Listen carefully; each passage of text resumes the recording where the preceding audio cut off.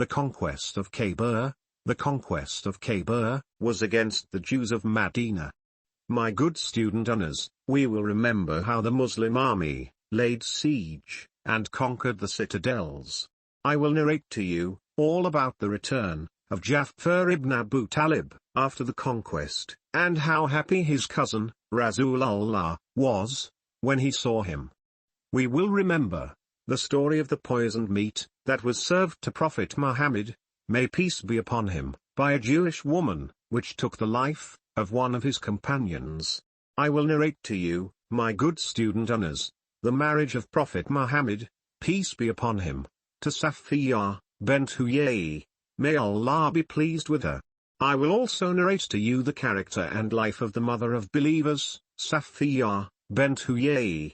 So, my good student Anas, let's remember the courage it took for the Muslims in Medina to conquer the castles and citadels of Khaybar.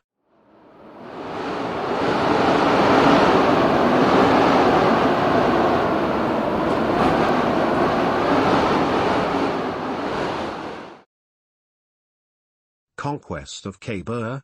The Muslims were often troubled by Jews from Khaybar. The Prophet decided to lead an expedition to Khaybar in Muharram, 7 years after Hijrah. 1,400 Muslims accompanied him. Khaybar lay 171 kilometers to the north of Medina, with many castles and citadels. When dawn approached, the Prophet of Allah, may peace be upon him, chose Ali, may Allah be pleased with him, to face the Jews, and call them to Islam. Ali was suffering from an eye infection, and was instantly cured by Allah, His Majesty, when the Prophet of Allah applied his spittle and prayed for him. Sallallahu alayhi wasallam. Jewish women and children stayed in a citadel, and men were reluctant to accept Islam.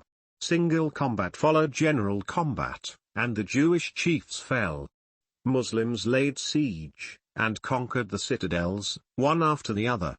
The Jews surrendered, and among the prisoners was Safiyah, bint Huayy, who married the Prophet later. Radiyallahu anha. The scene after Khaybar's conquest. At the end of the battle, the Prophet, peace be upon him, was overjoyed to see Ja'far ibn Abu Talib, who had returned from Abyssinia, and reached Khaybar with the intent of participating in the conquest. Radiyallahu anhu. Even though the Jews were supposed to exile, they were allowed to stay, when they implored to the Prophet, may peace be upon him. They were allowed to farm the land, in return for a payment, worth half of the produce. The territory conquered at Khaybar was divided into 36 parts. Half of the land was allocated to the community, and the other half, 18 parts, to the soldiers. The conquest of Khaybar was a prosperous victory. The Muslims were now able to return the date trees, given to them by the Ansars, as they had become self-sufficient. Poisoned meat. Unfortunately, the wife of Salam ben Miskam poisoned Rasulullah, peace be upon him, by liberally poisoning a lamb shoulder. This was the portion he liked. The Prophet instantly realized that the meat had poison. He did not eat it, and reprimanded the woman. She said she wanted to find out if he was the true prophet, as she thought that poisoned meat would not affect a prophet. Although the Prophet forgave her, Bishr bin Bara bin Maror, his companion, may Allah be pleased with him, passed away and the woman was put to death.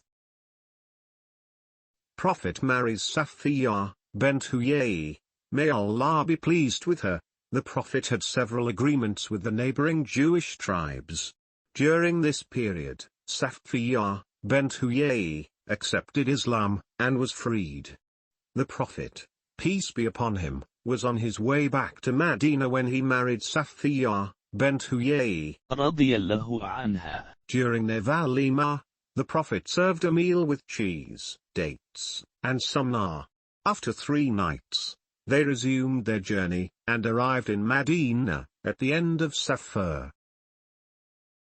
Safiyah, bint Huayy, may Allah be pleased with her. Safiyah, bint Huayy was the daughter of the leader of the Banu Nadir tribe, Huayy ibn Akhtab. He hated the Prophet, just as her husband. She was extremely beautiful, and intelligent. Safiyah had dreamt of the sun, descending on her chest.